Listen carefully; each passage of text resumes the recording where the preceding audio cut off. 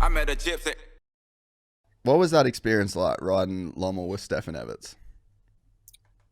Mind blowing. Like I woke up in this little Belgium, like literally drove into Belgium and then woke up into some beautiful little, suburb of, Belgium. Is clean. They're washing the streets with hoses and it's super quaint. And we drive to the track and it's like everyone's having a coffee and then I'm like, well, let's go ride. Like, oh, we don't ride till like 12. And then I get out there and it's smooth as glass. I'm like, this isn't that bad. Like, there's not even a bump. How rough is it going to get?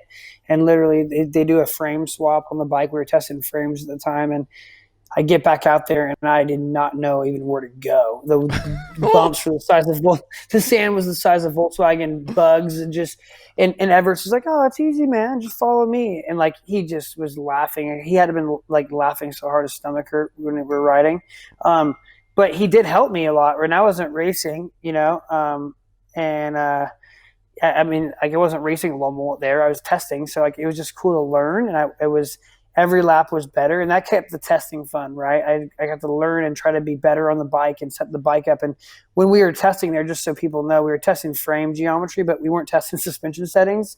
We were doing engine durability, right? So like Lommel, like that's where KTM and Husky and now Gas and Husky does all their durability in the sand because it's so hard on the bike. Right, like it's so, like if you can get your engine to last at Lommel for 90 minutes, just you're good, right? You're good.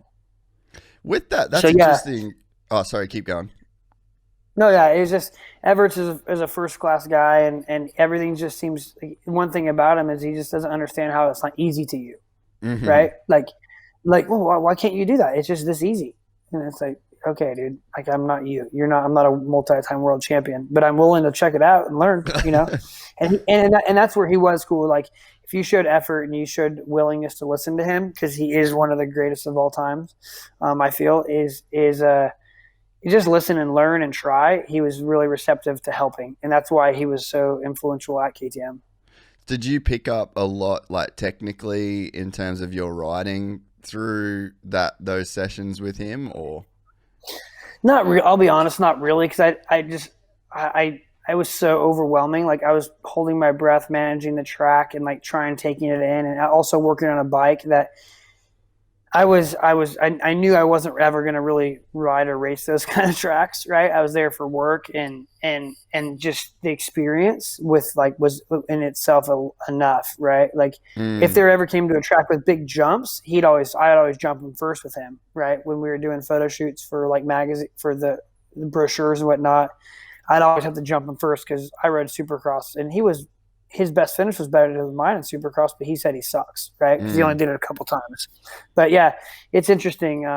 One funny story about Everts is we were in Belgium at a track, and it was a really tight clay, hard packed track. And is a club day, practice open day, and we were testing, and he had a crash coming down a straightaway and broke his wrist and was out cold.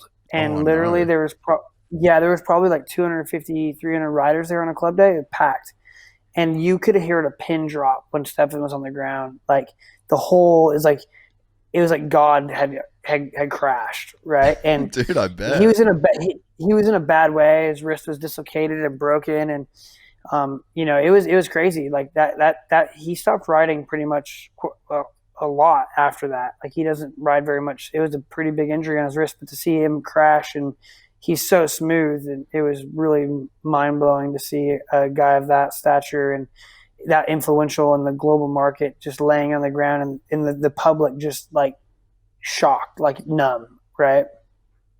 It was crazy. Yeah, that would have been a hectic experience.